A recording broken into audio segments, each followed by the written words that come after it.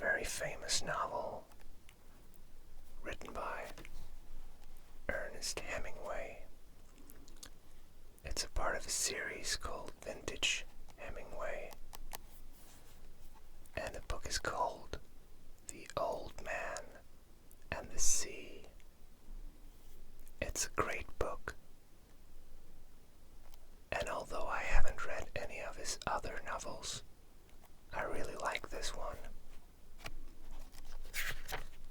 So, I hope you enjoy this experience.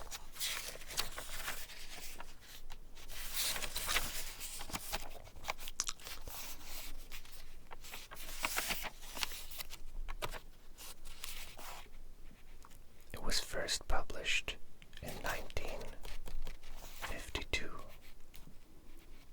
so it's quite an old book, considered one of the great classics.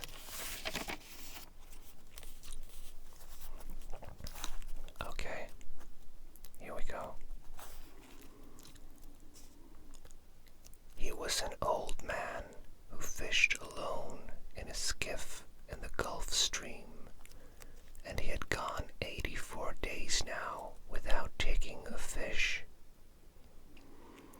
In the first 40 days, a boy had been with him, but after 40 days without a fish, the boy's parents had told him that the old man was now definitely and finally Salau, which is the worst form of unlucky, and the boy had gone at their orders in another boat which caught 3 good fish in the first week.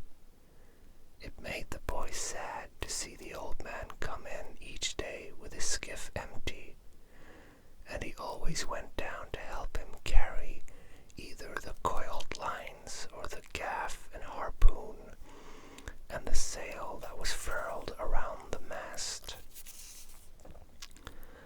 The sail was patched with flour sacks, and, furled, it looked like the flag of permanent defeat.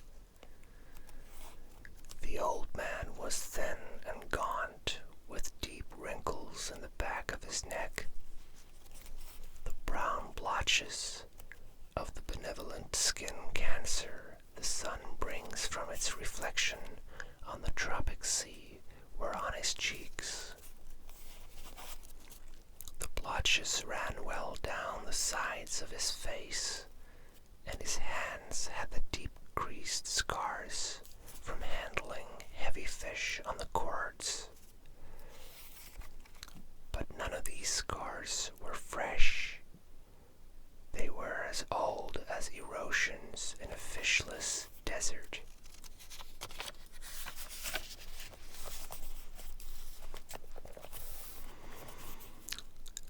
Everything about him was old, except his eyes, and they were the same color as the sea, and were cheerful and undefeated. Santiago, the boy said to him as they climbed the bank from where the skiff was hauled up, "I could go with you again. We've made some money." The old man had taught the boy to fish, and the boy loved him. "No," the old man said, "you're with a lucky boat. Stay with them. But remember how you went 87 days without fish, and then we caught big ones every day for 3 weeks." "I remember," the old man said. "I know you did not leave me because you doubted. It was Papa made me leave. I am a boy, and I must obey him." "I know," the old man said. "It is quite normal." "He hasn't much faith." "No," the old man said. "But we have, haven't we?" "Yes," the boy said. "Can I offer you a beer on the terrace, and then we'll take the stuff home?" "Why not?"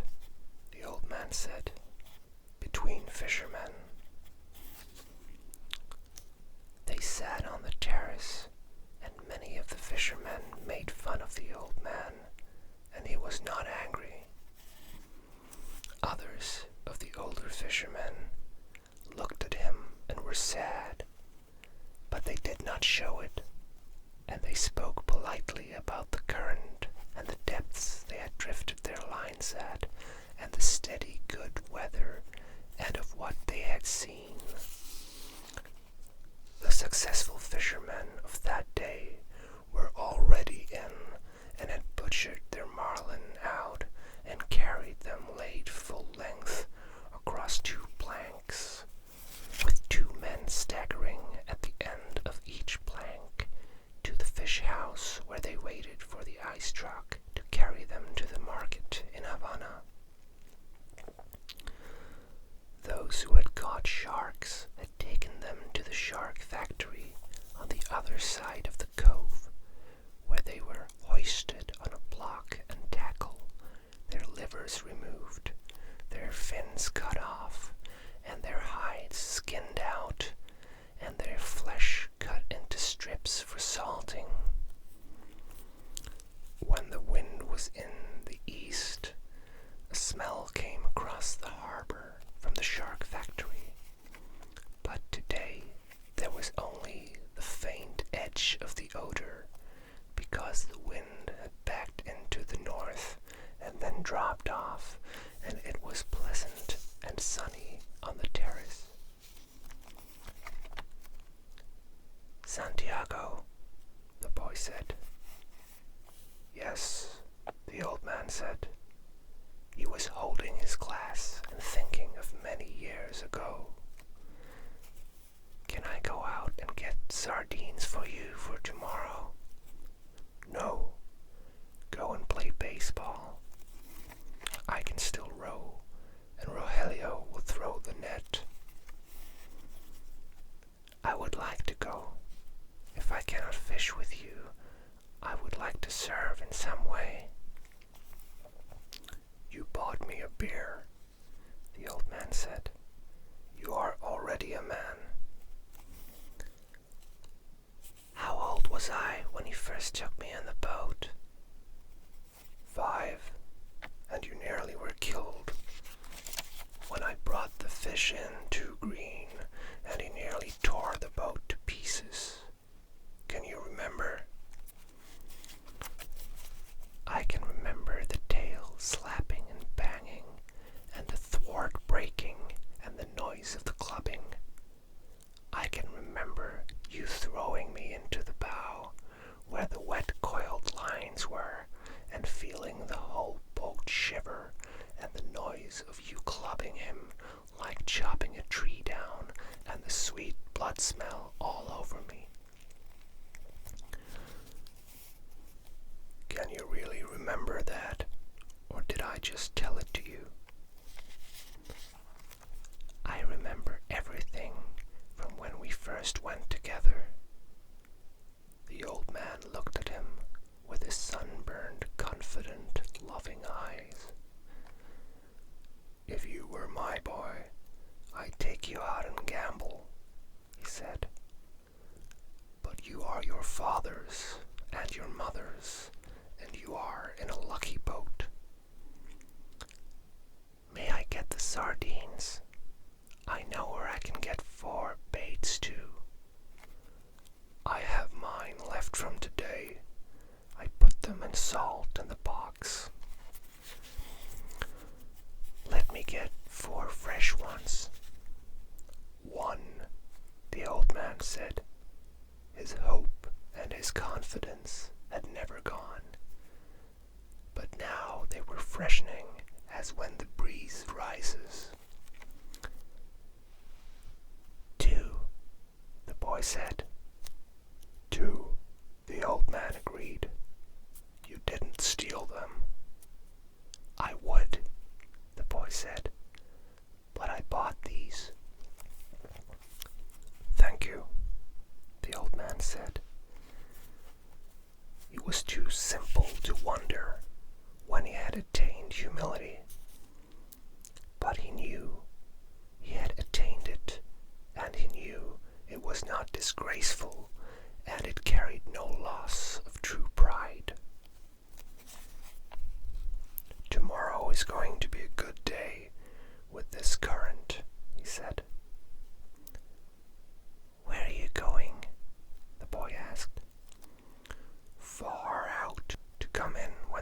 shifts. I want to be out before it is light. I'll try to get him to work far out, the boy said. Then, if you hook something truly big, we can come to your aid. He does not like to work too far out. No, the boy said, but I will see something that he cannot see, such as a bird working, and get him to come out after dolphin. Are his eyes that bad?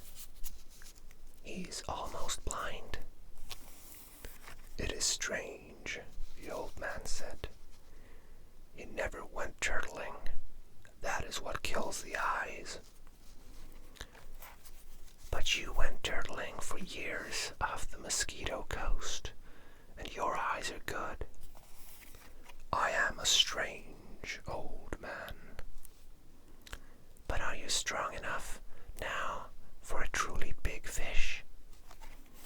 I think so, and there are many tricks. Let us take the stuff home, the boy said, so I can get the cast net and go after the sardines. They picked up the gear from the boat. The old man carried the mast on his shoulder, and the boy carried the wooden box with the coiled, hard-braided brown lines, the gaff and the harpoon with its shaft. The box with the baits was under the stern of the skiff, along with the club that was used to subdue the big fish when they were brought alongside. No one would steal from the old man, but it was better to take the sail and the heavy lines home, as the Jew was bad for them, and though he was quite sure no local people would steal from him, the old man thought that a gaff and harpoon were needless temptations to leave in a boat. They walked up the road together to the old man's shack and went in through its open door. The old man leaned the mast with its wrapped sail against the wall, and the boy put the box and the other gear beside it. The mast was nearly as long as the one room of the shack. The shack was made of the tough bud shields of the royal palm, which are called guano, and in it there was a bed, a table, one chair, and a place on the dirt floor to cook with charcoal. On the brown walls of the flattened, overlapping leaves of the sturdy fibered guano, there was a picture in color of the Sacred Heart of Jesus, and another of the Virgin of Cobra. These were relics of his wife. Once there had been a tinted photograph of his wife on the wall, but he had taken it down because it made him too lonely to see it, and it was on the shelf in the corner under his clean shirt. What do you have to eat? The boy asked. A pot of yellow rice with fish. Do you want some? No, I will eat at home. Do you want me to make the fire? No, I will make it later on. Or I may eat the rice cold. May I take the cast net? Of course. There was no cast net, and the boy remembered when they had sold it. But they went through this fiction every day. There was no pot of yellow rice and fish, and the boy knew this too. 85 is a lucky number, the old man said. How would you like to see me bring one in that dressed out over 1,000 pounds? I'll get the cast net and go for sardines. Will you sit in the sun in the doorway Yes, I have yesterday's paper, and I will read the baseball. The boy did not know whether yesterday's paper was a fiction too, but the old man brought it out from under the bed. Perico gave it to me at the bodega, he explained. I'll be back when I have the sardines. I'll keep yours and mine together on ice, and we can share them in the morning. When I come back, you can tell me about the baseball. The Yankees cannot lose. But I fear the Indians of Cleveland. Have faith in the Yankees, my son. Think of the great DiMaggio. I fear both the Tigers of Detroit and the Indians of Cleveland. Be careful, or you will fear even the Reds of Cincinnati and the White Sox of Chicago. You study it and tell me when I come back. Do you think we should buy a terminal off the lottery with an 85? Tomorrow is the 85th day. We can do that, the boy said. But what about the 87 of your great record? It could not happen twice. Do you think you can find an 85? I can order one. One sheet. That's $2.50. Who can we borrow that from? That's easy. I can always borrow $2.50. I think perhaps I can too, but I try not to borrow. First you borrow, then you beg. Keep warm, old man, the boy said. Remember, we are in September, the month when the great fish come, the old man said. Anyone can be a fisherman in May. I go now for the sardines, the boy said. When the boy came back, the old man was asleep in the chair and the sun was down. The boy took the old army blanket off the bed and spread it over the back of the chair and over the old man's shoulders. They were strange shoulders, still powerful, although very old, and the neck was still strong too, and the creases did not show so much when the old man was asleep and his head fallen forward. His shirt had been patched so many times that it was like the sail, and the patches were faded to many different shades by the sun. The old man's head was very old, though, and with his eyes closed, there was no life in his face. The newspaper lay across his knees, and the weight of his arm held it there in the evening breeze. He was barefooted. The boy left him there, and when he came back, the old man was still asleep. Wake up, old man, the boy said, and put his hand on one of the old man's knees. The old man opened his eyes, and for a moment he was coming back from a long way away. Then he smiled. What have you got? He asked. Supper, said the boy. We're going to have supper. I'm not very hungry. Come on and eat. You can't fish and not eat. I have, the old man said, getting up and taking the newspaper and folding it. Then he started to fold the blanket. Keep the blanket around you, the boy said. You'll not fish without eating while I'm alive. Then live a long time and take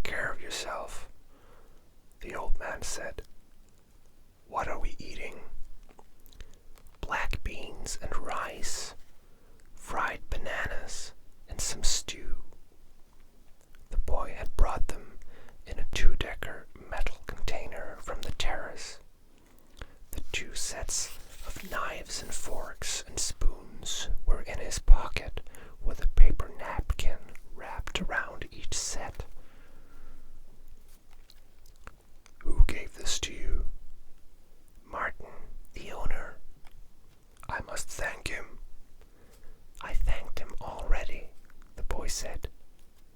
"You don't need to thank him." "I'll give him the belly meat of a big fish," the old man said. "He has done this for us more than once." "I think so." "I must give him something more than the belly meat, then. He is very thoughtful for us." He sent 2 beers. "I like the beer in cans best." "I know, but this is in bottles.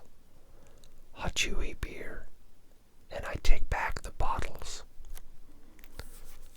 "That's very kind of you," the old man said. "Should we eat?" "I've been asking you to," the boy told him gently. "I have not wished to open the container until you were ready." "I'm ready now," the old man said. "I only needed time to wash." Where did you wash? The boy thought. The village water supply was 2 streets down the road.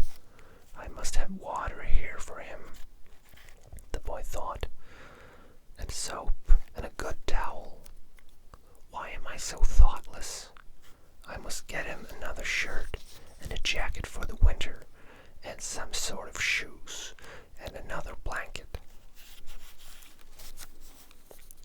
"Your stew is excellent," the old man said.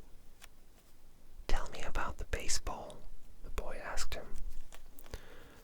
"In the American League, it is the Yankees, as I said," the old man said happily. "They lost today," the boy told him. "That means nothing. The great DiMaggio is himself again." "They have other men on the team." "Naturally. But he makes the difference. In the other league, between Brooklyn and Philadelphia, I must take Brooklyn. But then I think of Dick Sisler and those great drives in the old park. There was nothing ever like them. He hits the longest ball I have ever seen. Do you remember when he used to come to the terrace? I wanted to take him fishing, but I was too timid to ask him. Then I asked you to ask him, and you were too timid. I know. It was a great mistake. He might have gone with us. Then we would have that for all of our lives. I would like to take the great DiMaggio fishing, the old man said. They say his father was a fisherman. Maybe he was as poor as we are and would understand.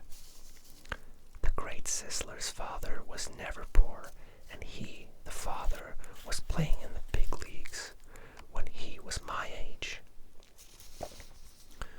When I was your age, I was before the mast on a square-rigged ship that ran to Africa, and I have seen lions on the beaches in the evening. I know. You told me. Should we talk about Africa or about baseball? Baseball, I think, the boy said. Tell me about the great John J. McGraw. He said Hota for J. He used to come to the terrace sometimes too in the older days, but he was rough and harsh-spoken and difficult when he was drinking. His mind was in horses as well as baseball. At least he carried lists of horses at all times in his pocket and frequently spoke the names of horses on the telephone. He was a great manager, the boy said. My father thinks he was the greatest. Because he came here the most times, the old man said. If DeRocher had continued to come here each year, your father would think him the greatest manager. Who is the greatest manager, really? Luke or Mike Gonzalez? I think they're equal. And the best fisherman is you. No, I know others better.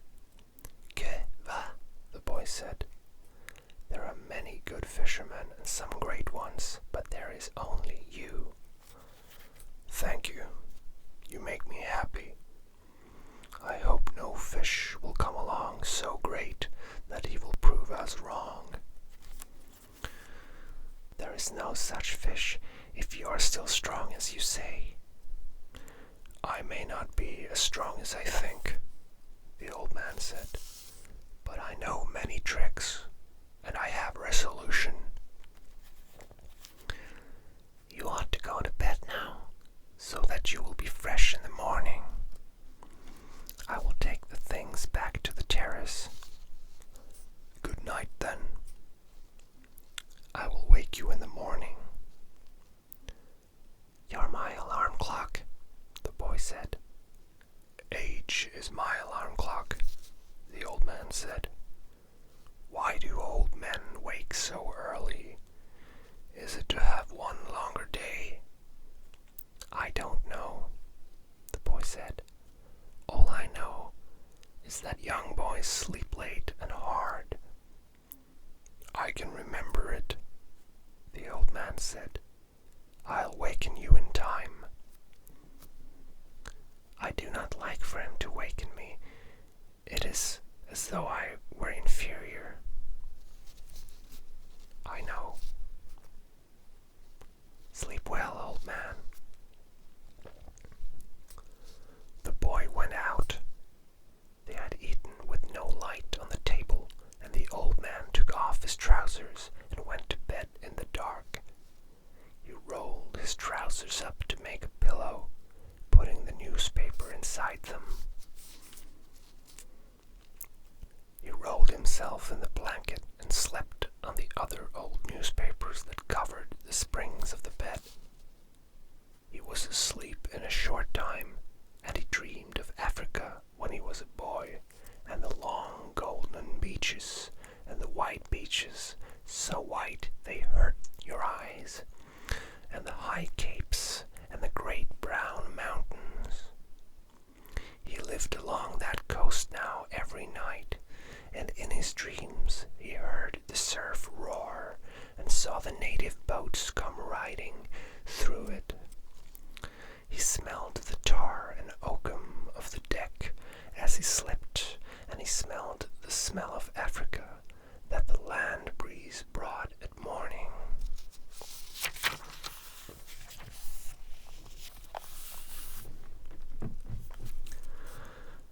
Usually, when he smelled the land breeze, he woke up and dressed to go and wake the boy. But tonight, the smell of the land breeze came very early, and he knew it was too early in his dream, and went on dreaming to see the white peaks of the islands rising from the sea, and then he dreamed of the different harbors and roadsteads of the Canary Islands. He no longer dreamed of storms, nor of women, nor of great occurrences, nor of great fish, nor fights, nor contests of strength, nor of his wife. He only dreamed of places now, and of the lions on the beach. They played like young cats in the dusk, and he loved them as he loved the boy. He never dreamed about the boy. He simply woke, looked out the open door at the moon, and unrolled his trousers and put them on. He urinated outside the shack, and then went up the road to wake the boy. He was shivering with the morning cold, but he knew he would shiver himself warm, and that soon he would be rowing. The door of the house where the boy lived was unlocked, and he opened it and walked in quietly with his bare feet. The boy was asleep on a cot in the first room, and the old man could see him clearly with the light that came in from the dying moon. He took hold of one foot gently and held it until the boy woke and turned and looked at him. The old man nodded, and the boy took his trousers from the chair by the bed and, sitting on the bed, pulled them on. The old man went out the door, and the boy came after him. He was sleepy, and the old man put his arm across his shoulders and said,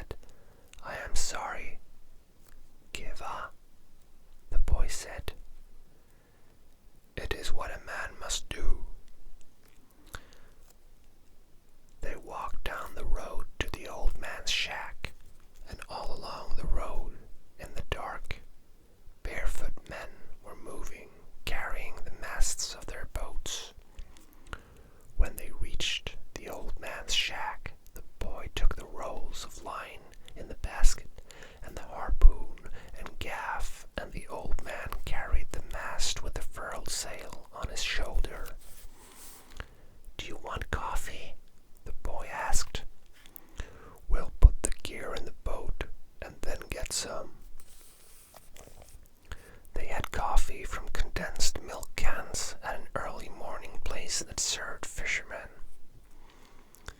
"How did you sleep, old man?" the boy asked. He was waking up now, although it was still hard for him to leave his sleep. "Very well, Manolin," the old man said. "I feel confident today." "So do I," the boy said. "Now I must get your sardines and mine and your fresh baits. He brings our gear himself. He never wants anyone to carry anything." "We're different," the old man said. "I let you carry things when you were 5 years old." "I know it," the boy said. "I'll be right back. Have another coffee. We have credit here." He walked off, barefooted on the coral rocks, to the ice house where the baits were stored. The old man drank his coffee slowly. It was all he would have all day, and he knew that he should take it. For a long time now, eating had bored him, and he never carried a lunch. He had a bottle of water in the bow of the skiff, and that was all he needed for the day. The boy was back now with the sardines and the 2 baits wrapped in a newspaper, and they went down the trail to the skiff, feeling the pebbled sand under their feet, and lifted the skiff and slid her into the water. "Good luck, old man." "Good luck," the old man said. He fitted the rope lashings of the oars onto the thole pins, and, leaning forward against the thrust of the blades in the water, he began to row out of the harbor in the dark. There were other boats from the other beaches going out to sea, and the old man heard the dip and push of their oars, even though he could not see them now the moon was below the hills. Sometimes someone would speak in a boat, but most of the boats were silent except for the dip of the oars. They spread apart after they were out of the mouth of the harbor, and each one headed for the part of the ocean where he hoped to find fish.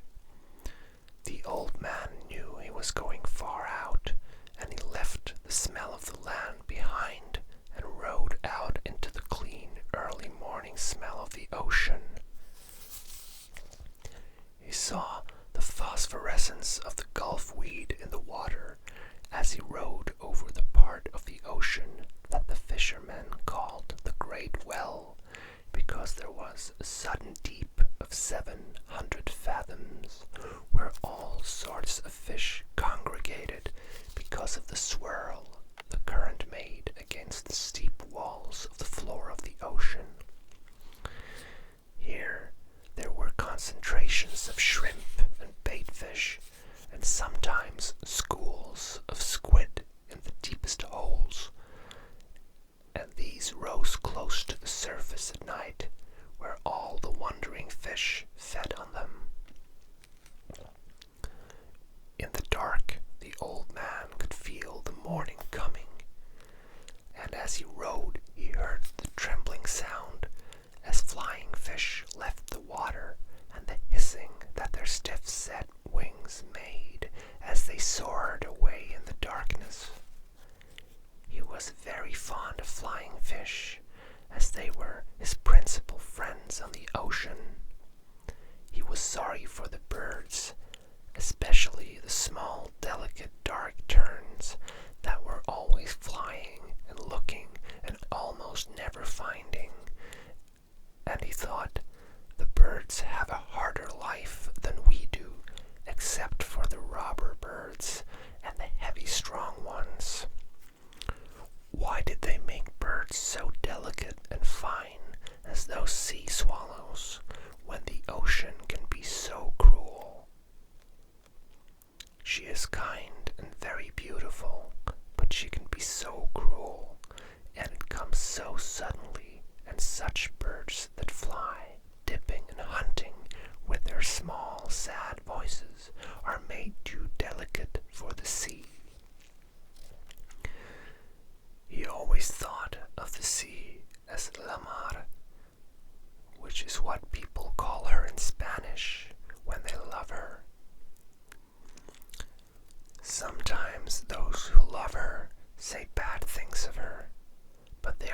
always said as though she were a woman. Some of the younger fishermen, those who used buoys as floats for their lines and had motorboats, bought when the shark livers had brought much money, spoke of her as El Mar, which is masculine. They spoke of her as a contestant, or a place, or even an enemy. But the old man always thought of her as feminine, and as something that gave or withheld great favors, and if she did wild or wicked things, it was because she could not help them. The moon affects her as it does a woman, he thought. He was rowing steadily, and it was no effort for him, since he kept well within his speed, and the surface of the ocean was flat except for the occasional swirls of the current. He was letting the current do a third of the work, and as it started to be light, he saw he was already further out than he had hoped to be at this hour. I worked the deep wells for a week and did nothing, he thought. Today I'll work out where the schools of Bonita and Albacore are, and maybe there will be a big one with them. Before it was really light, he had his baits out and was drifting with the current. One bait was down 40 fathoms. The second was at 75, and the third and fourth were down in the blue water at 100 and 125 fathoms. Each bait hung head down with the shank of the hook inside the baitfish, tied and sewed solid, and all the projecting part of the hook, the curve, and the point was covered with fresh sardines.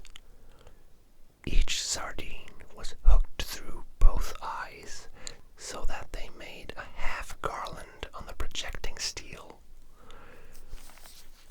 There was no part of the hook that a great fish could feel which was not sweet-smelling and good-tasting. The boy had given him 2 fresh small tunas, or albacores, which hung on the 2 deepest lines, like plummets, and on the others he had a big blue runner and a yellow jack that had been used before. But they were in good condition still, and he had the excellent sardines to give them scent and attractiveness. Each line, as thick around as a big pencil, was looped onto a green sapped stick, so that any pull or touch on the bait would make the stick dip, and each line had 2 40-fathom coils, which could be made fast to the other spare coils, so that, if it were necessary, a fish could take out over 300 fathoms of line. Now the man watched the dip of the 3 sticks over the side of the skiff and rowed gently to keep the lines straight up and down and at their proper depths. It was quite light, and any moment now the sun would rise. The sun rose thinly from the sea, and the old man could see the other boats low on the water and well in toward the shore, spread out across the current.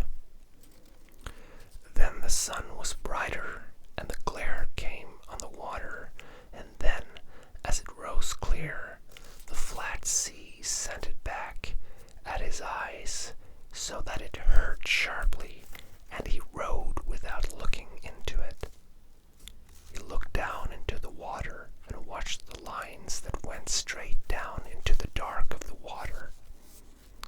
He kept them straighter than anyone did, so that at each level in the darkness of the stream there would be a bait waiting exactly where you wished it to be for any fish that swam there. oars let them drift with the current, and sometimes they were at 60 fathoms when the fishermen thought they were at 100. But, he thought, I keep them with precision, only I have no luck anymore. But who knows? Maybe today. Every day is a new day. It is better to be lucky, but I would rather be exact. Then when luck comes, you are ready. The sun was 2 hours higher now, and it did not hurt his eyes so much to look into the east. There were only 3 boats in sight now, and they showed very low and far inshore. All my life the early sun has hurt my eyes, he thought, yet they are still good. In the evening I can look straight into it without getting the blackness. It has more force in the evening too, but in the morning it is painful. Just then he saw a man-of-war bird with his long black wings circling in the sky ahead of him. He made a quick drop, slanting down on his back-swept wings, and then circled again. He's got something, the old man said aloud. He's not just looking. He rowed slowly and steadily toward where the bird was circling. He did not hurry, and he kept his line straight up and down. But he crowded the current a little, so that he was still fishing correctly, though faster than he would have fished if he was not trying to use the bird. The bird went higher in the air and circled again, his wings motionless. Then he dove suddenly, and the old man saw a flying fish spurt out of the water and sail desperately over the surface. Dolphin, the old man said aloud. Big dolphin. He shipped his oars and brought a small line from under the bow. It had a wire leader and a medium-sized hook, and he baited it with one of the sardines. He let it go over the side and then made it fast to a ring bolt in the stem. Then he baited another line and left it coiled in the shade of the bow. He went back to rowing and to watching the long-winged blackbird, who was working now low over the water. As he watched, the bird dipped again, slanting his wings for the dive, and then swinging them wildly and ineffectually as he followed the flying fish. The old man could see the slight bulge in the water that the big dolphin raised as they followed the escaping fish. The dolphin were cutting through the water below the flight of the fish, and would be in the water, driving at speed when the fish dropped. It is a big school of dolphin, he thought. They are widespread, and the flying fish have little chance. The bird has no chance. The flying fish are too big for him, and they go too fast. He watched the flying fish burst out again, and the ineffectual movements of the bird. That school has gotten away from me, he thought.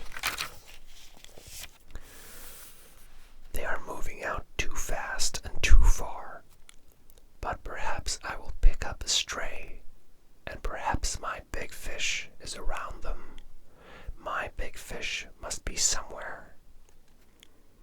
The clouds over the land now rose like mountains, and the coast was only a long green line with the gray-blue hills behind it. The water was a dark blue now, so dark that it was almost purple. As he looked down into it, he saw the red sifting of the plankton in the dark water and the strange light the sun made now. watched his lines to see them go straight down, out of sight into the water, and he was happy to see so much plankton, because it meant fish. The strange light the sun made in the water, now that the sun was higher, meant good weather, and so did the shape of the clouds over the land. But the bird was almost out of sight now, and nothing showed on the surface of the water but some patches of yellow, sun-bleached sargasso weed and the purple, formalized, iridescent, gelatinous bladder of a Portuguese man-of-war floating close beside the boat.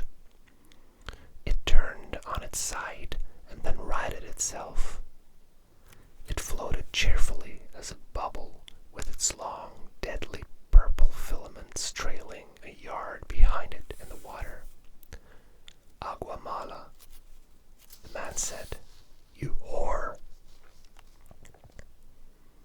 From where he swung lightly against his oars, he looked down into the water and saw the tiny fish that were colored like the trailing filaments, and swam between them and under the small shade the bubble made as it drifted.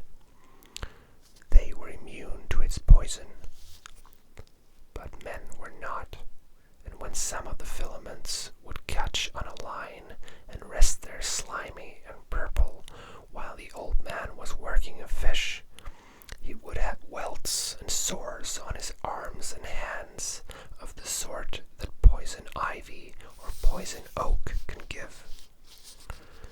But these poisonings from the agua mala came quickly and struck like a whiplash.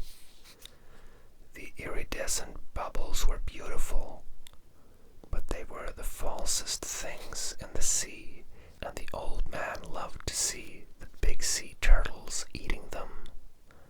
The turtles saw them, approached them from the front, then shut their eyes, so they were completely carapaced, and ate them, filaments and all.